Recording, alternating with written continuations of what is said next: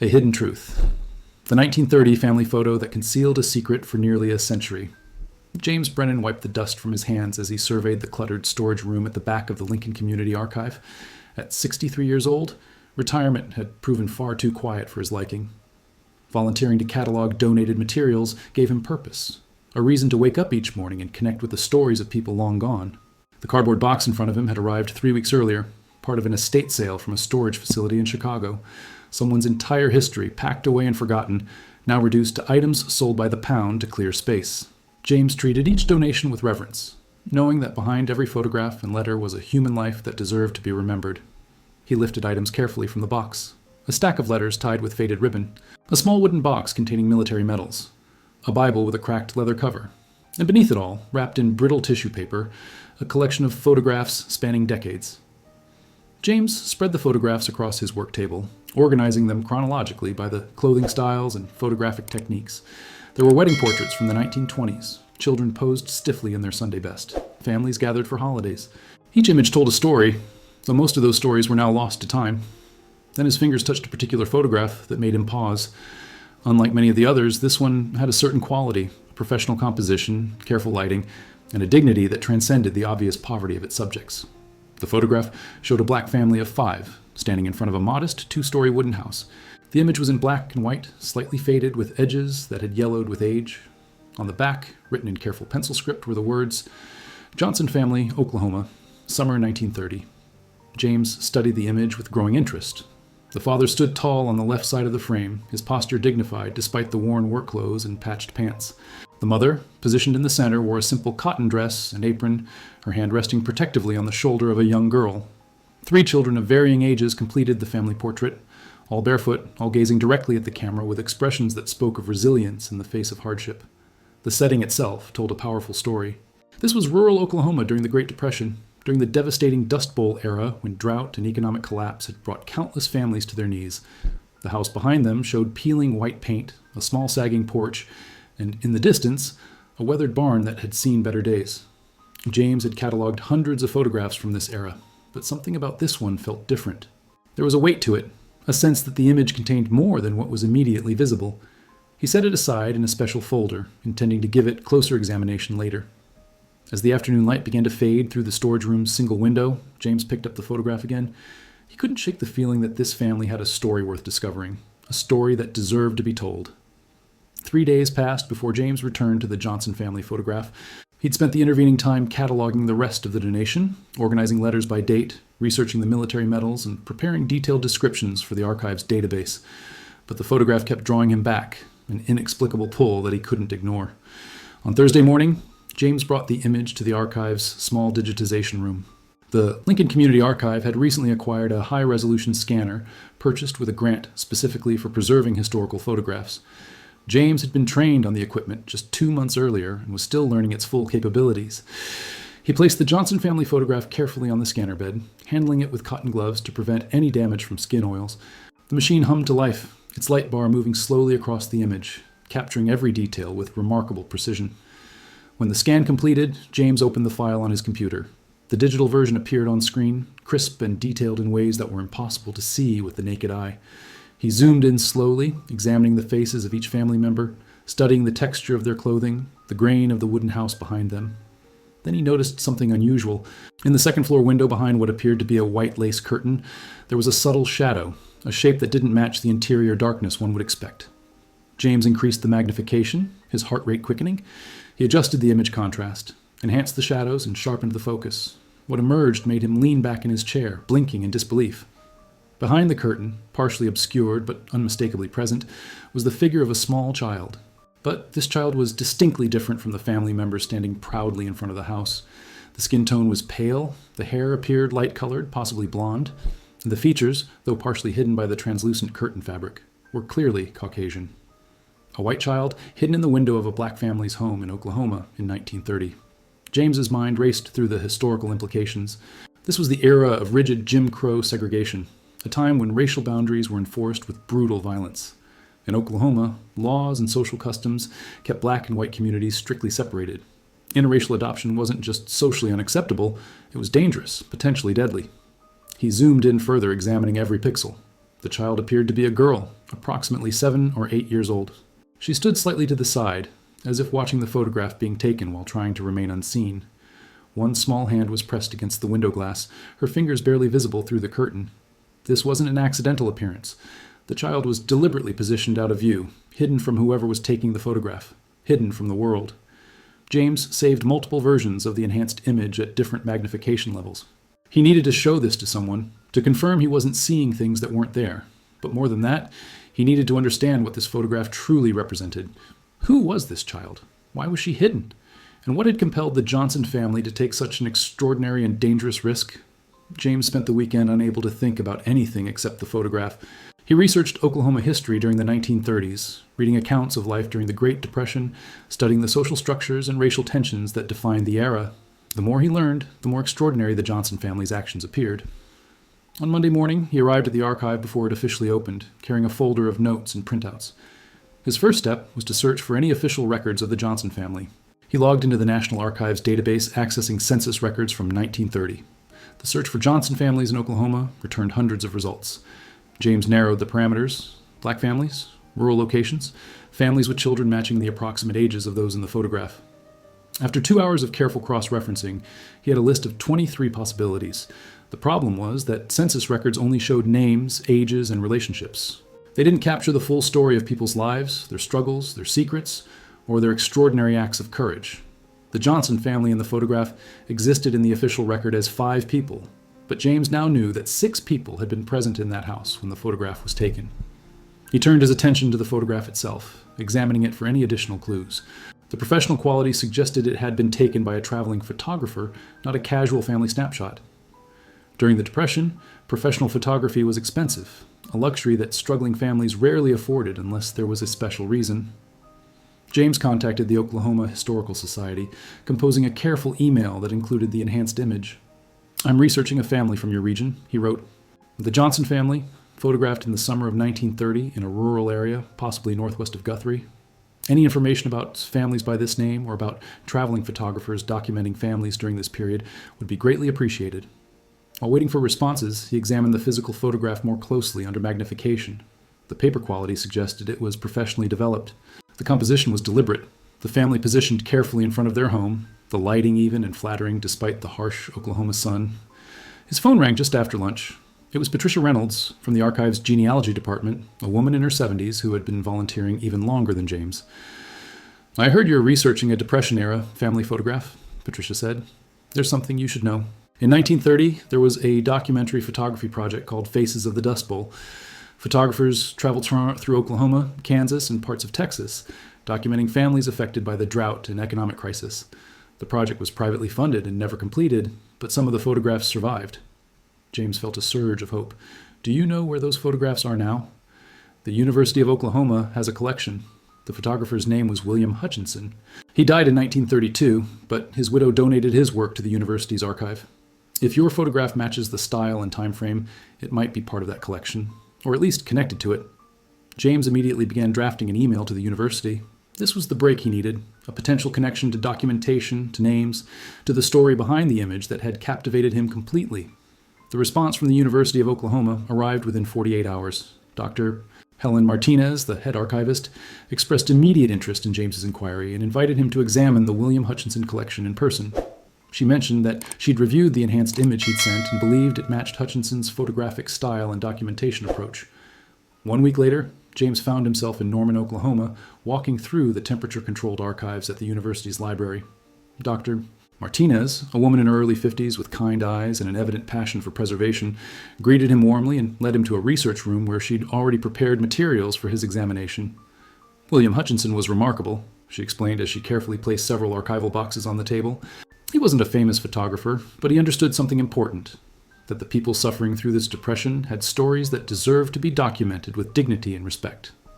He traveled for 2 years, from 1929 until his death in 1932, photographing families throughout the region. James opened the first box with reverent care. Inside were dozens of photographs similar to the one he'd discovered. Families standing in front of homes, children in worn clothing, faces marked by hardship but radiating resilience and pride. Each image had been carefully preserved in acid-free sleeves. "Did Hutchinson keep records?" James asked, his voice tight with anticipation. notes about the families he photographed. Dr. Martinez smiled and produced a leather-bound journal, its pages protected by archival gloves she handed to James. He was meticulous. Every photograph has a corresponding entry: names, dates, locations, and often personal observations or brief conversations he had with the families. James's hands trembled slightly as he turned the pages. The handwriting was small but legible, each entry dated and detailed. He searched methodically through entries from the summer of 1930, looking for any mention of the Johnson family or locations northwest of Guthrie. Then he found it, and his breath caught in his throat. Johnson family, August 12, 1930. Rural property, approximately 15 miles northwest of Guthrie, Oklahoma. Thomas Johnson, age 42, farmer. Wife, Ruth Johnson, age 37. Children, Samuel, 16, Clara, 11, Joseph, 7. Despite evident poverty and drought conditions, family maintained remarkable dignity. Mr. Johnson spoke quietly about the challenges of farming when rain refuses to fall. Mrs. Johnson mentioned that faith and family sustained them through the hardest times. They insisted on wearing their Sunday clothes for the photograph, though it was a Tuesday. Payment for the photograph, 3 dozen eggs and a jar of preserves, which I accepted gratefully. James read the entry 3 times, absorbing every detail. 5 names, 5 people documented. The photograph showed 5 people standing in front of the house, but he knew that 6 people had been present that day. The little girl in the window, the white child hidden behind the lace curtain, wasn't mentioned in Hutchinson's careful notes. She wasn't documented. She wasn't recorded. Officially, according to every record that existed, she simply wasn't there. Dr. Martinez noticed the intensity of James's expression. "Did you find what you were looking for?" James looked up from the journal, his mind already racing ahead to the next steps of his investigation. "I found what was written down," he said slowly. "But the real story is what was deliberately left out. This family was protecting someone whose very presence in their home could have gotten them killed. And they kept that secret so well that even a careful, compassionate photographer never knew she was there. Guthrie, Oklahoma, had the appearance of a town that took its history seriously. The downtown area still featured red brick buildings from the territorial era, their facades carefully maintained. Vintage street lamps lined the sidewalks, and historical markers explained the significance of various locations. This had once been the state capital, a place of importance and pride, before the government relocated to Oklahoma City in 1910. James arrived on a Tuesday morning, the late spring heat already making the air shimmer above the asphalt. He'd made an appointment with the Logan County Historical Society, which occupied a beautifully restored Victorian house on the edge of the historic district. Inside, the air was blessedly cool. The rooms were filled with carefully curated exhibits, photographs of early settlers, artifacts from the land run era, displays documenting the town's evolution through prosperity and hardship. James was greeted by Dorothy Williams, a woman in her late 70s with silver hair pulled back in a neat bun and eyes that suggested she missed very little. "Dr. Martinez from the university called ahead," Dorothy said, shaking James's hand with a firm grip. "She said you were researching a local family from the Depression era, the Johnson family, she mentioned." "That's right," James confirmed, following her to a research room lined with filing cabinets and reference books. "I'm hoping you might have information about them, or at least about the area where they lived." Dorothy gestured for him to sit at a large oak table. Johnson is a common name, and there were several black families with that surname in the county during that period. Times were desperately hard for everyone, but the African American community faced additional burdens: discrimination, limited opportunities, and the constant threat of violence. James carefully removed the enhanced photograph from his protective folder and placed it on the table. This was taken in August 1930, about 15 miles northwest of here. Dorothy put on reading glasses that hung from a chain around her neck. She studied the photograph in silence for a long moment, her expression shifting from professional interest to something deeper, recognition mixed with what appeared to be sadness. "I know this house," she said quietly, her finger hovering just above the image without touching it. "It's still standing, or what remains of it. It's been abandoned for decades, but I've seen it, and I know these people in a way, through stories my father told me." James leaned forward, hardly daring to breathe. "Your father knew the Johnson family?" "Not well. Nobody knew them well, which was unusual in itself. This was a time when communities were tight-knit by necessity. People helped each other survive. But my father mentioned the Johnsons several times over the years. He said Thomas Johnson was one of the hardest working men he'd ever met, that he could make crops grow in conditions that defeated other farmers. But there were rumors." "What kind of rumors?" Dorothy set the photograph down carefully and removed her glasses, meeting James' eyes directly. "You have to understand the time period. People survived by minding their own business, especially when it came to matters that might bring trouble. But my father told me once that the Johnsons kept to themselves more than most families did. Ruth Johnson would come to town to buy supplies, But she was always in a hurry, always anxious to get back home. She rarely brought the children with her, which people found strange. Do you know what happened to the family? Dorothy nodded slowly. Thomas died in 1945. His heart gave out after years of brutal farm work. Ruth lived longer, until about 1962, I believe. The children scattered after Thomas passed. Samuel went north to Chicago looking for factory work. Clara moved to California. I think she worked as a domestic employee for a family out there. Joseph stayed in Oklahoma the longest, but he died relatively young, sometime in the late 1980s. She paused, choosing her words carefully. But there's something else. My father told me this story shortly before he died. He said that during the worst years of the Depression, the Johnson family did something that required tremendous courage, something that could have gotten them killed if the wrong people had found out. He never told me exactly what it was, but he said it was the kind of bravery that most people never have to find in themselves, the kind that comes from choosing what's right over what's safe. James felt the weight of that statement settle over him. He pulled out the enhanced version of the photograph, the one that clearly showed the small figure in the second-floor window. Dorothy gasped softly when she saw it. Her hand rose to her mouth, and tears suddenly filled her eyes. "Dear God," she whispered. "They were hiding a child, a white child." "I believe so," James confirmed gently. "And I'm trying to find out who she was and what happened to her." Gales Changer, finding living descendants of the Johnson family required 3 weeks of intensive genealogical research.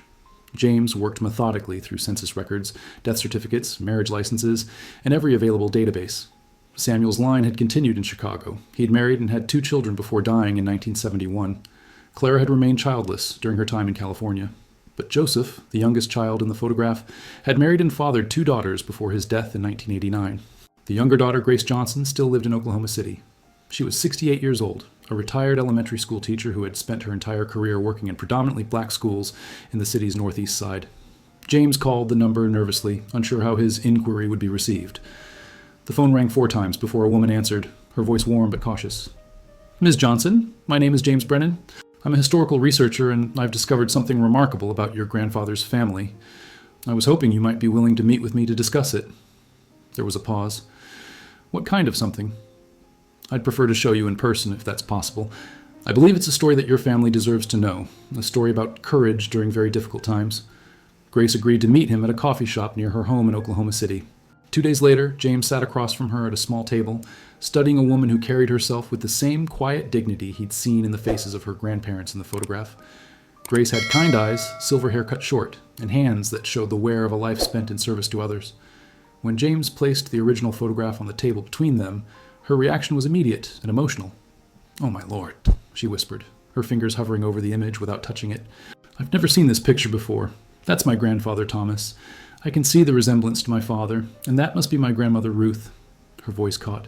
"These are my aunts and uncles as children. Where did you find this?" "It was part of a donated collection to the archive where I work," James explained.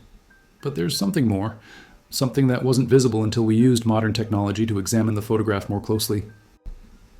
He placed the enhanced version beside the original. "Look at the second-floor window." Grace picked up the enhanced image, bringing it closer to her face. Her eyes widened, and she sat back in her chair as if physically pushed. "There's someone there. A child? But she's white? How is that possible?" "That's exactly what I've been trying to understand," James said gently. "According to every official record, census data, photographer's notes, everything, your grandparents had 3 children. But this photograph proves that at least 6 people were present in that house in August 1930. Grace set the photograph down with trembling hands. "My father rarely talked about his childhood. He said those were hard times and some memories were too painful to revisit. But there was one thing he mentioned, just once, when I was in my 20s. She paused, gathering her thoughts. "We were talking about courage, about what it really meant to be brave. And he said that his parents had done something during the Depression that required absolute secrecy, something that could have destroyed the family if anyone had discovered it. He said they protected someone when it was dangerous to do so, when the right thing to do was also the most terrifying thing they could imagine." "Did he ever say who they protected?" Grace shook her head. "He died before I was old enough to ask the right questions, before I understood how important those stories were. But after he passed, when we were going through his belongings, I found something strange in a small wooden box he'd kept in his bedroom." She reached into her purse and pulled out a small velvet pouch. From it, she removed a delicate silver bracelet, tarnished with age but still beautiful. "It's a child's bracelet. I had it examined once. It's real silver, probably from the 1920s. There's an engraving on the inside." James took the bracelet carefully, turning it to catch the light. In tiny, elegant script, he could make out the words, Emily, 1923. His heart began to race. Emily, if this date indicates when she was born, she would have been 7 years old in 1930. Grace nodded, tears forming in her eyes. My father kept this his entire life. It was important enough to preserve, to protect, but he never told anyone why. Now I think I'm beginning to understand. The silver bracelet, became the key that unlocked the next phase of James's investigation. With a name, Emily, and an approximate birth year of 1923, he returned to the archives with renewed purpose and focus. The child in the window was no longer just a mysterious figure. She was becoming a real person with an identity. James began searching through birth records for Logan County and the surrounding areas, looking for any child named Emily born in or around 1923. The search was complicated by the fact that birth registration wasn't always consistent in rural Oklahoma during that period, and many families, particularly poor ones, never formally registered births with the county. After 2 days of searching, he found something that made his pulse quicken. In the Guthrie newspaper archives, dated March 15, 1930, there was a small obituary notice tucked away on page 6. Tragedy strikes local family. Miller's lost to influenza. The brief article described the deaths of Robert and Catherine Miller, a white farming couple who lived on a small property outside Guthrie, and their 6-year-old son, David. The entire family had succumbed to influenza within a single week during the brutal winter of 1930. The disease had swept through the region, claiming lives indiscriminately, hitting hardest in areas where poverty and malnutrition had already weakened people's resistance. But what caught James' attention was the final sentence. The deceased are survived by a daughter, Emily Miller, age 7, whose placement is pending with Logan County authorities. James read the article 3 times, his hands shaking slightly. Emily Miller, age 7 in March 1930, which would make her birth year 1923, exactly matching the date on the bracelet. The timeline aligned perfectly. He immediately began searching for follow-up records. There should have been documentation, county placement records, orphanage admission papers, foster care files, or adoption proceedings. But as he searched through every available database and archive, he found nothing. Emily Miller had simply disappeared from all official records after March 1930. It was as if the child had vanished into thin air. James cross-referenced the dates carefully. The Miller family died in early March 1930. The Johnson family photograph was taken in August of the same year, 5 months later. 5 months during which Emily Miller existed in no official capacity, appeared in no government records, and left no documented trace of her existence. He expanded his search to the Miller family's estate records. The farm had been small and heavily mortgaged. After the deaths, the property was sold at auction to pay off debts. The auction records listed various items sold: farming equipment, livestock, household furniture, and personal belongings. And there, buried in the itemized list of buyers, James found what he was looking for.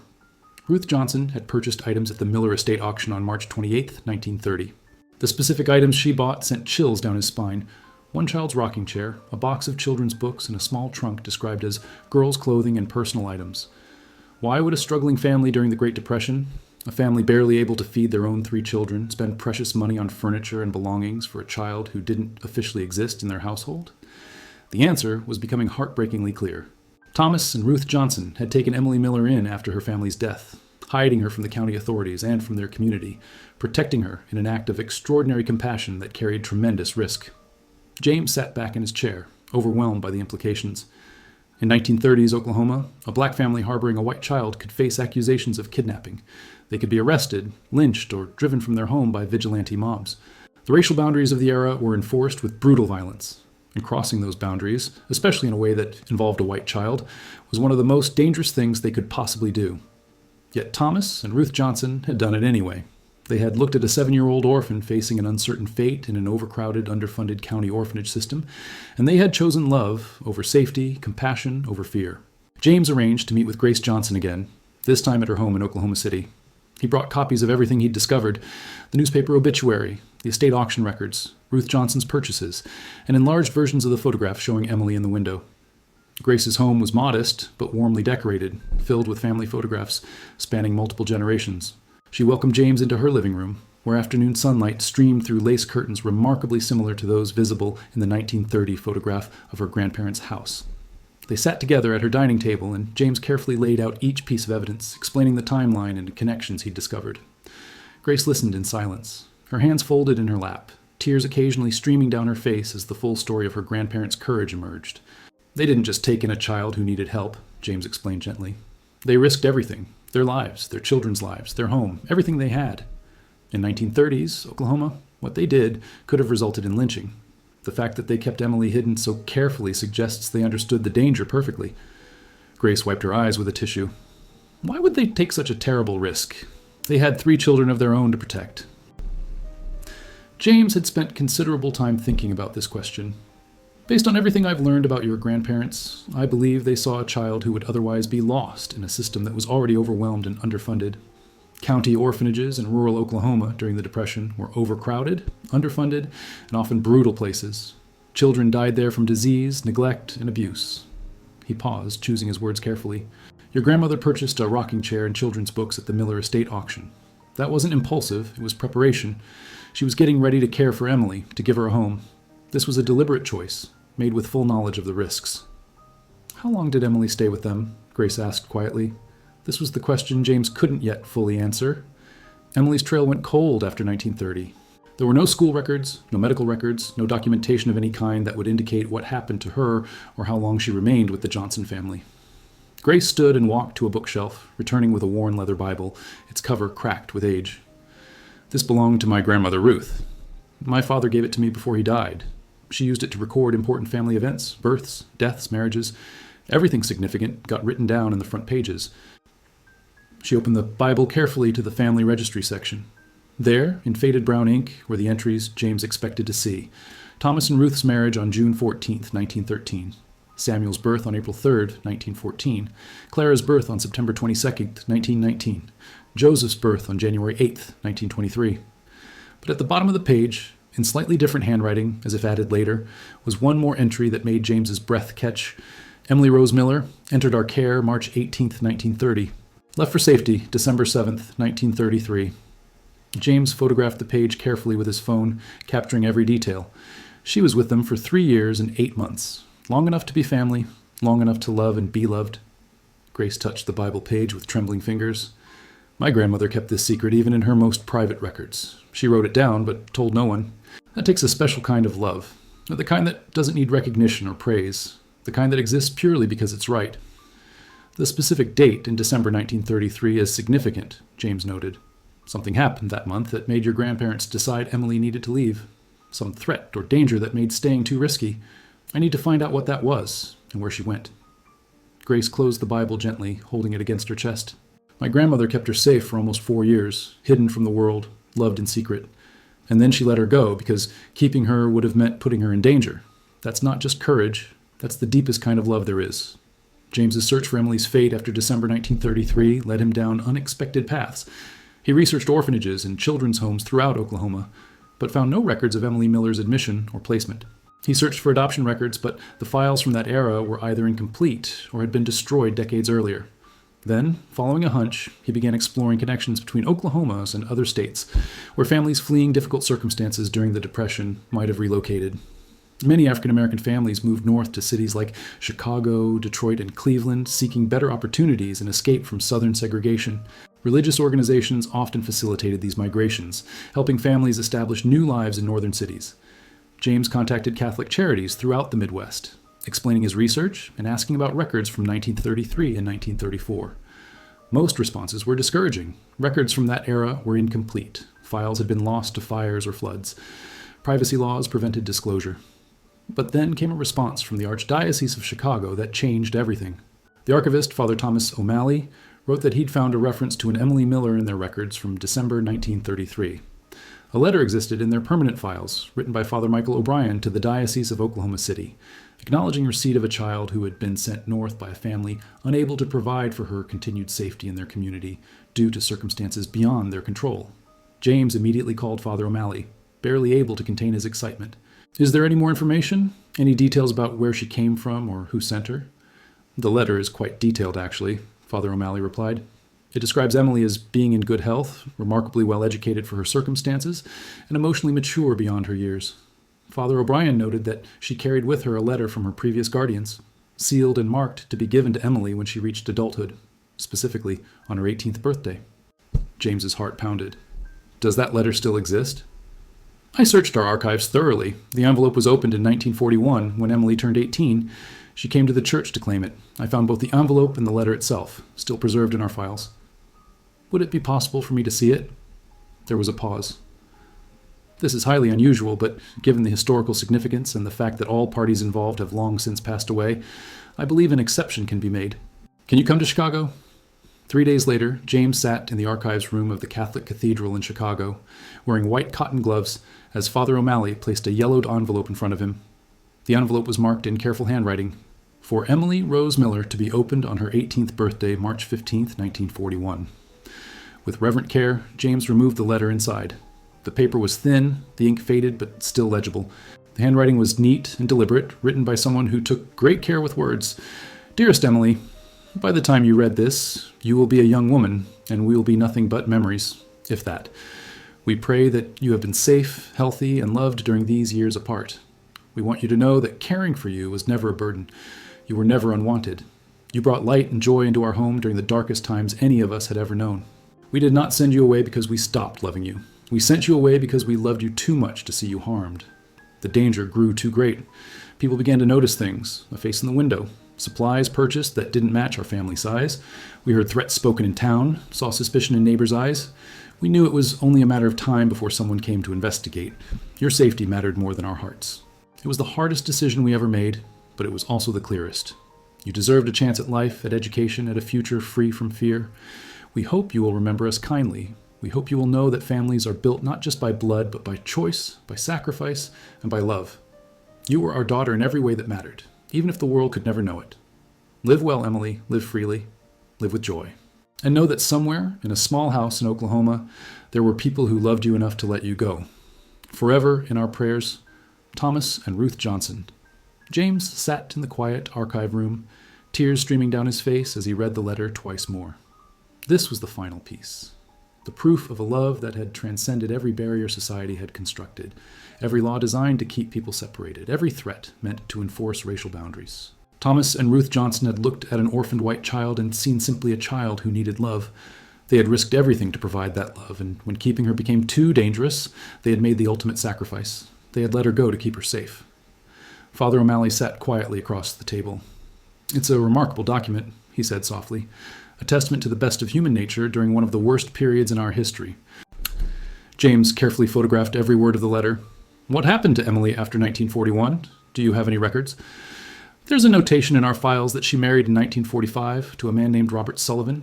She took his name and moved to a suburb north of Chicago. Beyond that, I don't have information, but if she's still alive, she would be," he calculated quickly, "approximately 101 years old." It was a long shot, but James had come this far. He had to try to find her, to complete the circle, to bring this hidden story finally into the light. Finding Emily took 2 more weeks of intensive searching. James worked with genealogists and public record specialists, tracking marriage licenses, property records, and obituaries. Emily Miller had become Emily Sullivan in 1945. She had 3 children, all of whom were still living. And remarkably, impossibly, Emily herself was still alive at 101 years old, living in an assisted care facility in Evanston, Illinois.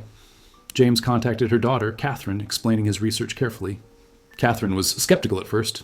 Her mother rarely spoke about her early childhood, and the story James described seemed almost impossible to believe. But when James sent her the enhanced photograph and copies of the letter from Thomas and Ruth, Catherine called him back within an hour, her voice thick with emotion. "My mother needs to see this," she said. "She needs to know that someone finally discovered the truth." James arranged a visit, and he invited Grace Johnson to join him. The 2 of them, descendants of the family who had hidden the child and the child herself, would meet for the first time, bringing together a story that had remained separated for 94 years. On a bright May morning, James and Grace arrived at the assisted living facility. Catherine met them in the lobby, a woman in her 70s with her mother's gentle eyes. She led them to a sunny common room where Emily sat in a comfortable chair by the window, wrapped in a soft blanket despite the warm weather. Emily's face was deeply lined, her hair completely white, but her eyes were sharp and aware. When Catherine placed the enlarged photograph in her mother's hands, Emily's reaction was immediate and profound. Her hands began to shake, and tears spilled down her weathered cheeks. "That's them," she whispered, her voice fragile but clear. "That's the family who saved my life. I never thought I'd see their faces again." Grace moved closer, kneeling beside Emily's chair. "Mrs. Sullivan, my name is Grace Johnson. Thomas and Ruth were my grandparents. The children in that photograph, Samuel, Clara, and Joseph, were my father and my aunts." Emily reached out with trembling fingers and touched Grace's face, tears flowing freely now. "You have Ruth's eyes." "Oh, you have her eyes. She was the kindest person I ever knew." "Aw." For the next 2 hours, Emily told her story. She remembered the Johnsons with profound love and gratitude, Ruth teaching her to read by lamplight in the upstairs room, Thomas lifting her onto his shoulders when no one else could see, the children treating her like a sister despite the secrecy required. She described living in that room, watching the world through the window but unable to be part of it, understanding even at 7 years old that her presence endangered everyone she loved. I tried to be quiet, Emily said, her voice breaking. I tried to be invisible. I understood that I couldn't go outside, couldn't be seen, but they made me feel loved anyway. Ruth would sit with me every night and tell me stories. Thomas would bring me wildflowers he'd picked in the fields. The children would play quiet games with me upstairs, teaching me songs they'd learned at school. Why did they send you away? Grace asked gently, holding Emily's hand. Emily's expression darkened with old memories. Someone saw me through the window. A neighbor had come by unexpectedly, and I was standing too close to the glass. I don't think they saw me clearly, but it was enough to raise questions. Thomas heard men talking in town, saying strange things were happening at the Johnson place, that maybe the county should investigate. She paused, gathering strength. That night, Thomas and Ruth sat me down and explained that I had to leave. They said it wasn't because they didn't love me, but because they loved me too much to let me be taken away, or to let anything happen to me, or to them. They put me on a train north with a Catholic priest who was traveling to Chicago. Ruth gave me the bracelet that had belonged to my mother and a letter she said I could read when I was grown. Emily looked at James, who had been documenting everything quietly. I read that letter on my 18th birthday, and I've read it hundreds of times since. It was the most precious thing I owned. It told me I was loved. It told me I mattered. It told me that what we'd had together was real, even if the world never acknowledged it. James produced the original letter from his folder. The church in Chicago preserved it. It's been waiting for this moment, for this reunion, for over 80 years. Grace took out her grandmother's Bible, showing Emily the entry about her placement and departure. Emily touched the page with reverence, reading Ruth's handwriting, seeing her name written in the family record. I was family, Emily whispered. They wrote me down. I was really family. The three of them sat together in the sunny room, James, Grace, and Emily, as the old woman shared memories that had been locked inside her for nearly a century. She described Ruth's gentle voice singing hymns while cooking, Thomas's calloused hands that were always gentle with children, the sound of laughter that sometimes filled the house despite the hardship surrounding them. After I left, I built a life, Emily said. I married, had children, worked as a teacher. I had a good life, but I never forgot them. I tried to find them after I grew up, but I only had first names and fragments of memories. I didn't know their last name. They'd been careful never to let me know details that could identify them if I were ever questioned. I thought I'd never know what happened to them, never be able to thank them. Grace pulled out more photographs, images of Thomas in his later years, of Ruth tending a small garden, of the children as adults. Emily held each one, studying faces she had loved and lost, reconnecting across the decades with the family who had risked everything for her. They were heroes, Emily said finally, her voice strong despite her tears. Not the kind who get monuments or parades, the kind who simply did what was right when it was dangerous to do so. They saw a child who needed love, and they gave it, even though it could have cost them everything. James had spent months researching, investigating, and piecing together this story. Now, sitting in this room with these two women whose lives had been shaped by one family's extraordinary courage, he understood the full weight of what he had uncovered. The photograph taken in August 1930 had captured more than just an image. It had preserved evidence of a love that defied every law and custom of its time. It had documented a moment when humanity triumphed over hatred, when compassion overcame fear, when a family chose what was right instead of what was safe. Nearly a century after it was taken, the photograph had finally revealed its complete truth. That hidden in plain sight was a story of extraordinary courage, sacrifice, and love that had changed two families forever, and proved that the bonds of family were stronger than any barrier humans could construct to keep people apart. Emily looked at Grace, and Grace looked back, and in that exchange, something broken was finally made whole. The secret kept for 94 years was finally known, the love hidden for so long was finally acknowledged, and the truth that had waited patiently in a photograph was finally given voice.